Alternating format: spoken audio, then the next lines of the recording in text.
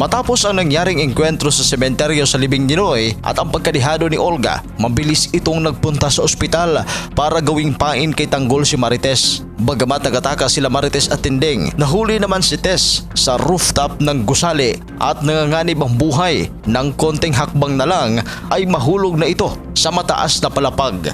Sa eksena, sinabi ni Olga kay Tess na malaki ang atraso ni Tanggol sa kanya dahil pinatay nito ang kanyang anak na si Greg. Inamin niya rin na nagpanggap lamang siya na si Beng para makapaghiganti at nagpakilala na rin siya na siya ang kinilalang kapatid ni Ramon Montenegro. Sinisisi naman ni Olga si Tess na dahil sa kanya ay naonsame ang kanyang mga plano sa mga Montenegro. Nang itulak na sana ni Olga si Marites sa mataas sa gusali ng ospital ay biglang dumating si Tanggol at nakipaglaban sa mga armadong tauhan ni Olga hanggang sa nasukol si Tanggol sa mga tauhan nito at nang iharap na ito kay Olga, sinaksak niya ito. Pero bago ang pangyaring yan ay nagkaroon muna sila na mainit na sagupaan sa sementeryo. Ito'y para ipaghiganti ni Olga ang kanyang mga anak na sina Greg at Bubbles. Sa libing ni Noy, habang emosyonal ang mga nakihatid sa huling hantungan, ipinag-utos ni Olga sa mga tauhan na pagkasambog ng bomba ay ratratin lahat ng mga buhay at itira lamang si Tanggol dahil siya ang papatay dito. Saktong pagkababa ng ataol ni Noy, pinasabog agad ni Olga ang bomba na inilagay niya dito kung saan halos lahat naman nakisimpat siya ay napinsala. Nagulantang na lang ang mga kasamahan ni Tanggol na nag-abang sa labas sa narinig na malakas na pagsabog. Tila nabunutan naman ng tinik si Olga matapos ang pagsabog na iyon sa pag-aakalang napaslang na nito ang taong matagal na niyang gustong patayin. Pagkatapos ng pagsabog na kanyang ginawa, mabilis na nagsipunta ang mga tauhan nito sa mga biktima at walang awang pinagbabaril ang mga individual na gumagalaw o buhay pa. Sa kinaroroonan ni Tanggol, ang akala nila ay patay na ito.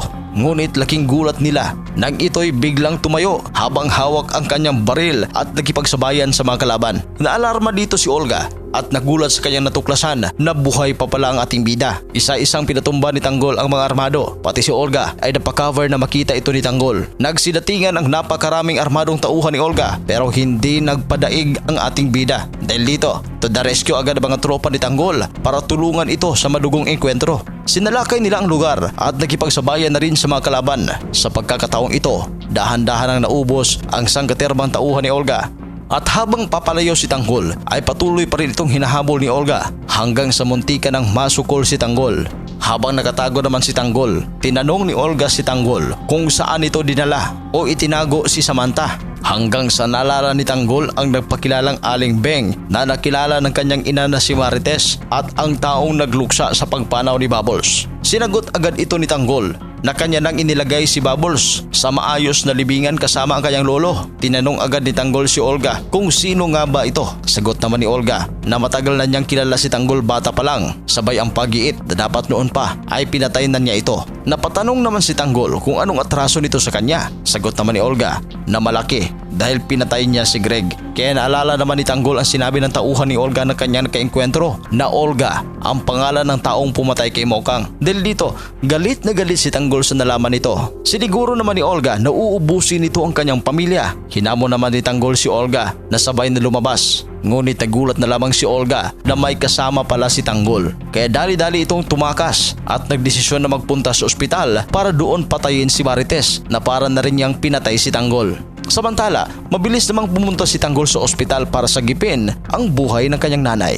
Abangan ang mga susunod na mangyayari sa mas pinainit pang eksena sa FPJ's Batang Quiapo. Mag-subscribe lang sa ating channel.